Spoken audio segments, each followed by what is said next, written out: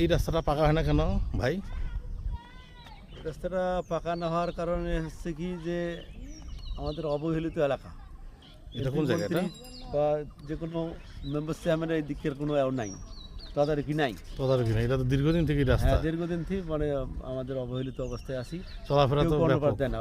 অনেক সময় দেখা যায় কলে আইডি হয়েছে, এই যেমন পাটোয়ারি আসি স্বামী আমাদের পাটোয়ারি এসে বললো যে আইডি হয়েছে পরবর্তীতে পর ফিরে আবার উনি আসি আবার কইলো যে না হলো না, এটা হবে না। বর্ষা মৌসুমে তো চলাফেরার ব্যাপক বর্ষা মৌসুমে মানে যাওয়ার কোনো পরিবেশে থাকে না। পরিবেশে থাকবে না, যেহেতু শুকনো মৌসুমে ছিল, বৃষ্টি হয় নাই।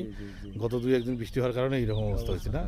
তাহলে স্থানীয় পর্যায় থেকে কোনো স্থানীয় পদার্থে অনেকভাবে যোগাযোগ, টিএনও পর্যায় থেকে শুরু করি সব পর্যায়ে যোগাযোগ, কোনো কাজ হয় না। তো রাস্তাটা হওয়া জরুরি নাকি? এটা 100% জরুরি।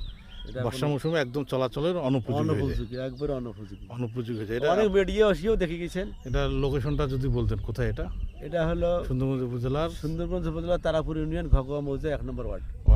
লোকেশনটা হচ্ছে নালার পাড়ে না? হ্যাঁ। এটা রাস্তাটা হচ্ছে দুই অঞ্চলের সাথে সংযোগ করা যায় নাকি? হ্যাঁ, পীরগাছা টু হ্যাঁ। সুন্দরগঞ্জ। শুধু এইটুকু রাস্তা, কয় কিলো রাস্তা হলে এটা জিনিসের সমাধান হবে? এটা আমার কারণ 1.5 কিলো 1.5 কিলো পাকা হলে সুন্দরবনের সাথে সংযোগটা ভালো হবে। এই সামনেই পাকা। আচ্ছা, ধন্যবাদ। হ্যাঁ, আপনার নাম কি? আব্দুল মুমিন। আচ্ছা, ধন্যবাদ।